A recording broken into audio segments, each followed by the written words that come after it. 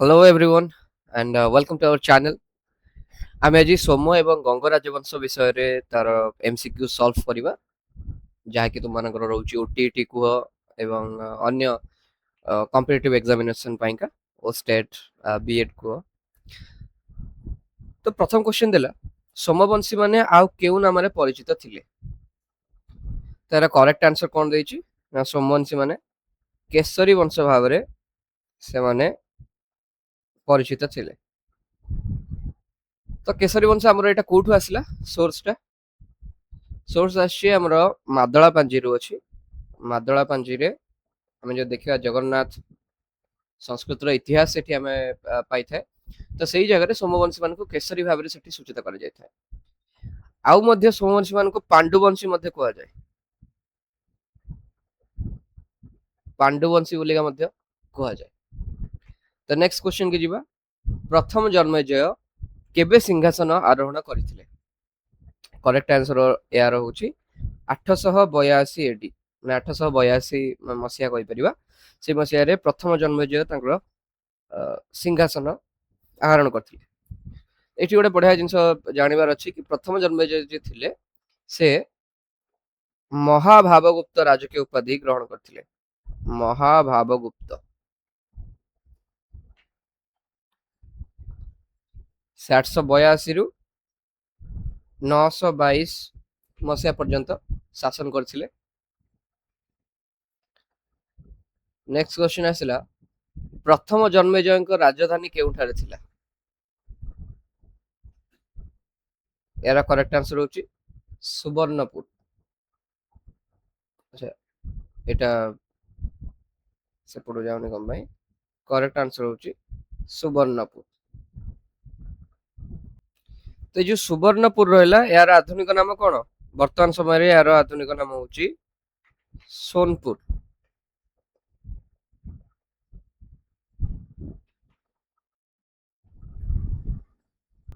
Next question रहला प्रथम जजाति केबे सिंहासन आरोहण करथिले? जस्ट ए प्रथम जन्मेजयଙ୍କ ପରେ ହିଁ प्रथम जजाति सिंहासन आरोहण करथिले 922 मसिया रे। तो हमर जोटा रहिला 882 रु 922 के रहिले जन्मेजय प्रथम तांको ପରେ ହିଁ हमर 922 रे आसिले कि जजाति प्रथम।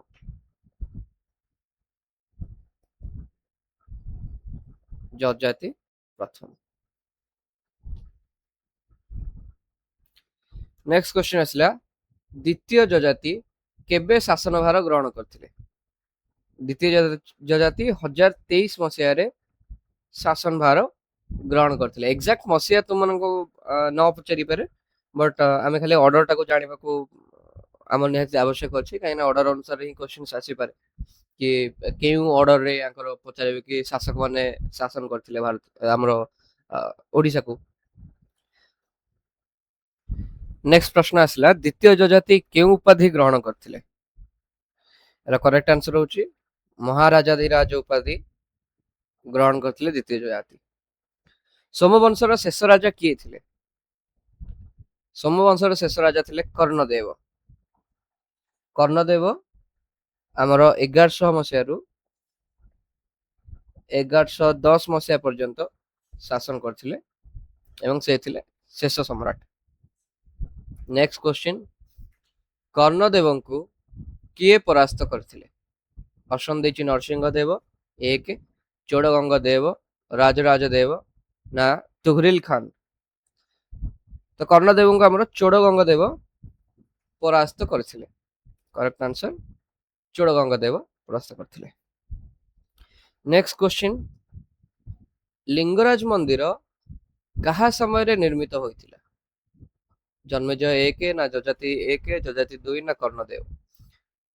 तो करेक्ट आंसर होची जजाति 2। जजाति 2 हमर शासन करथिले जेतले 1023 रु 1040 पर्यंत को जाय तांकर शासन समय थिला। चंडीहर जजाति 2 को जाय तो तांकरी समय रे ही हमरो लिंगराज मंदिर रो निर्माण कार्य आरंभ होइतिला। नेक्स्ट असला लिंगराज मंदिर रो उच्चता केते?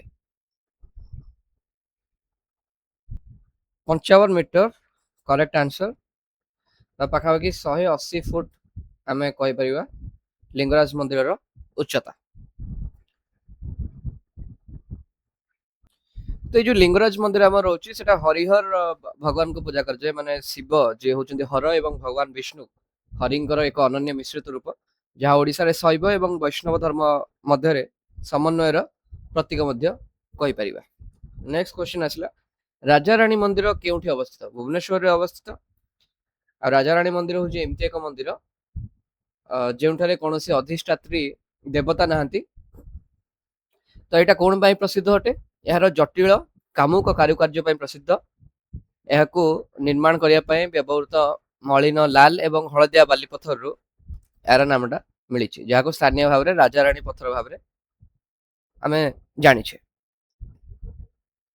ନେକ୍ସଟ କ୍ୱେଶ୍ଚିନ୍, ଗଙ୍ଗବଂଶର ପ୍ରଥମ ପ୍ରମୁଖ ଶାସକ କିଏ ଥିଲେ?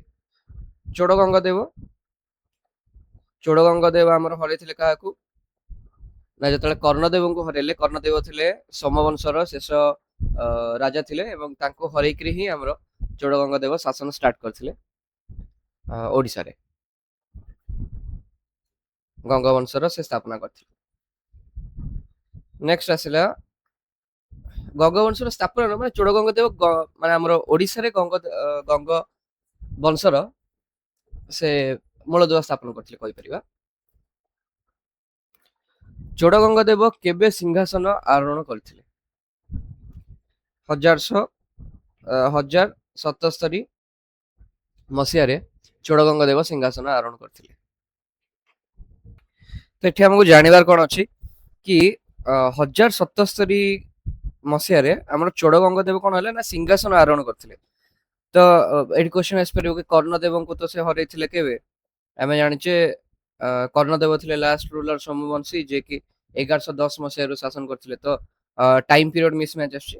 ଆକ୍ଚୁଆଲି ସେମିତି ନୁହଁ, ଚୋଡ଼ଗଙ୍ଗଦେବ 1077 ରେ ଆମର ଯୋଉଟା ଇଷ୍ଟର୍ଣ୍ଣ ଗଙ୍ଗା ଡାଇନାଷ୍ଟି ରହୁଛି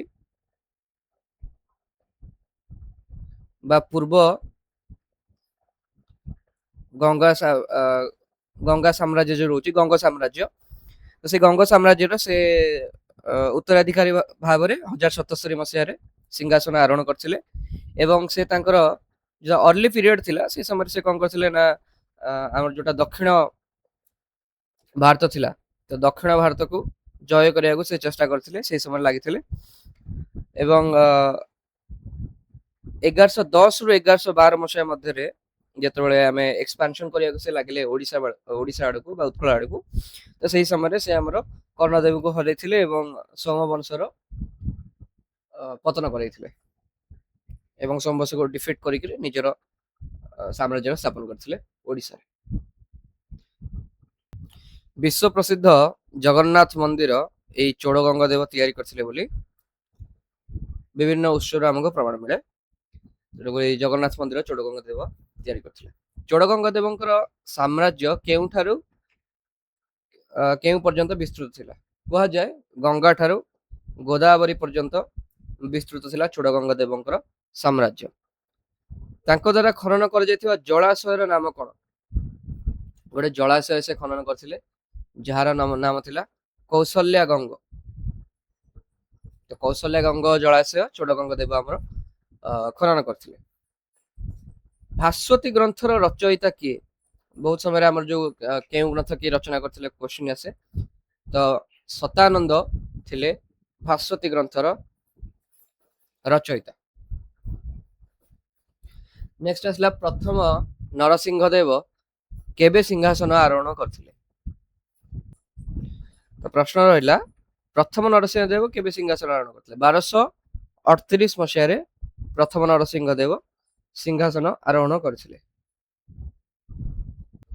ତ ଏଇ ପ୍ରଥମ ନରସିଂହ ଦେବ ଆଉ ଗୋଟେ ନାମରେ ମଧ୍ୟ ସୁପରିଚିତ ଥିଲେ, ଯେଉଁ ନାମ ଆମର କଣ ଥିଲା? ଲାଙ୍ଗୁଳା ନରସିଂହ ଦେବ। ଆଚ୍ଛା, ଏଇ ଲାଙ୍ଗୁଳା ନରସିଂହ ଦେବ ତାଙ୍କୁ କଣ ପାଇଁ କୁହାଯାଏ? ଯେ ତାଙ୍କର ସେ ଯେତେବେଳେ ଚାଲିକି ଯାଆନ୍ତି ତ ତାଙ୍କର ଯୋଉ ପକେଇଥାନ୍ତି କାନ୍ଧରେ ଉତ୍ତରୀୟ, ସେଇଟା ତଳେ ଘୁଷୁଡୁ ଥାଏ, ଯୋଉଟାକୁ ଆମେ ଗୋଟେ ଲାଙ୍ଗୁଳ ସଦୃଶ ତାଙ୍କୁ ସେଇ ଉତ୍ତରୀୟ ଦେଖା ଯାଇଥାଏ, ଯେଉଁଥିପାଇଁ ତାଙ୍କୁ ଲାଙ୍ଗୁଳା ନରସିଂହ ଦେବ କୁହାଯାଏ। ଦେନ୍ ଆସିଲା କୋଣାର୍କ ସୂର୍ଯ୍ୟ ମନ୍ଦିର କିଏ ନିର୍ମାଣ କରିଥିଲେ? ଏଇଟା ଓଡ଼ିଶାର ସବୁ ଛୁଆ ଆମେ ଜାଣିଛେ, ନରସିଂହଦେବ ଏକ ବା ଲାଙ୍ଗୁଳା ନରସିଂହଦେବ ହିଁ ତିଆରି କରିଥିଲେ ଏଇ କୋଣାର୍କର ସୂର୍ଯ୍ୟ ମନ୍ଦିର। ତ ନେକ୍ସଟ ପ୍ରଶ୍ନ ରହିଲା, ଏକାବଳୀ ଗ୍ରନ୍ଥର ରଚୟିତା କିଏ? ବିଦ୍ୟାଧର।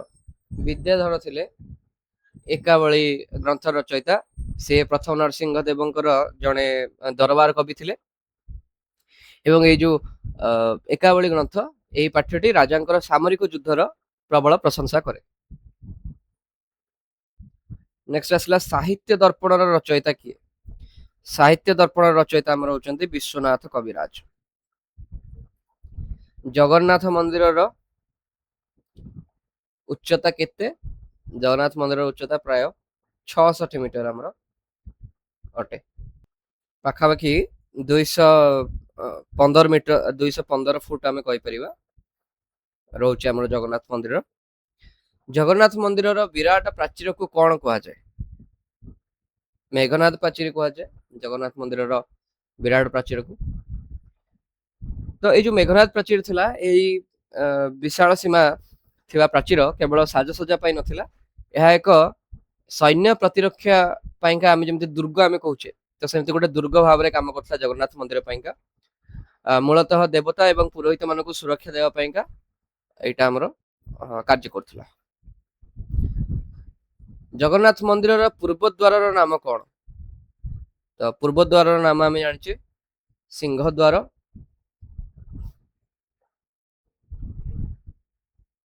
ତ ଅନ୍ୟ ସେ ସବୁ ଯୋଉ ଦ୍ୱାର ରହିଲା ସେଗୁଡାକ କେଉଁ କେଉଁ ଦିଗକୁ ଦେଖାଉଛନ୍ତି ନା, ବ୍ୟାଘ୍ରଟା ଆମର ହଉଛି ପଶ୍ଚିମ ଦ୍ୱାର, ଦକ୍ଷିଣ ଦ୍ୱାର ଆମେ ଜାଣିଥିବା ଅଶ୍ୱ ଦ୍ୱାର ବା ଘୋଡା, ଏଇଟା ହଉଛି ଦକ୍ଷିଣ ଦ୍ୱାର, ଏବଂ ଆଉ ଯୋଉଟା ରହିଲା ହସ୍ତି ଦ୍ୱାର, ଏଇଟା ହଉଛି ଉତ୍ତର ଦ୍ୱାର। ସିଂହ ଦ୍ୱାର ତ ଆମେ ଜାଣିଲେ ପୂର୍ବ ଦ୍ୱାର। କୋଣାର୍କ ସୂର୍ଯ୍ୟ ମନ୍ଦିରରେ କେତୋଟି ଚକ ଅଛି? ତ ପ୍ରାୟ 24ଟି ଚକ ଆମର ରହିଛି କୋଣାର୍କର ସୂର୍ଯ୍ୟ ମନ୍ଦିରରେ। ଏଇ 24ଟା ଯୋଉ ଚକ ରହିଛି, ଏଇଟା କାହାକୁ ଦର୍ଶାଇଥାଏ ନା, ପାଖାପାଖି 12 ମାସର ଆମର 12 ମାସରେ ଆମର କେତେଟା ପକ୍ଷ ରହିବ ନା, ପାଖାପାଖି 24ଟି ପକ୍ଷ ରହିବ, ତେଣୁକରି ତାକୁ ଦର୍ଶାଇଥାଏ। ଆମେ ଜାଣିଛେ ଯୋଉ କୋଣାର୍କର ସୂର୍ଯ୍ୟ ମନ୍ଦିରରେ ଥିବା ଚକ ଗୁଡିକ, ତା ଦ୍ୱାରା ଆମେ ସମୟ ମଧ୍ୟ ଜାଣିପାରିଥାଏ। ତା ଦେହରେ ଥିବା ଅକ୍ଷୟ ଗୁଡିକୁ ବ୍ୟବହାର କରିକି ଆମର ସୂର୍ଯ୍ୟ ଘଡି ଭାବରେ ଆମେ ସମୟ ଜାଣିପାରିଥାଏ। ନେକ୍ସଟ କ୍ୱେଶ୍ଚନ ରହିଲା, କୋଣାର୍କ ସୂର୍ଯ୍ୟ ମନ୍ଦିରରେ କେତୋଟି ଘୋଡା ଅଛି? ପାଖାପାଖି 7ଟି ଘୋଡା ରହିଛି।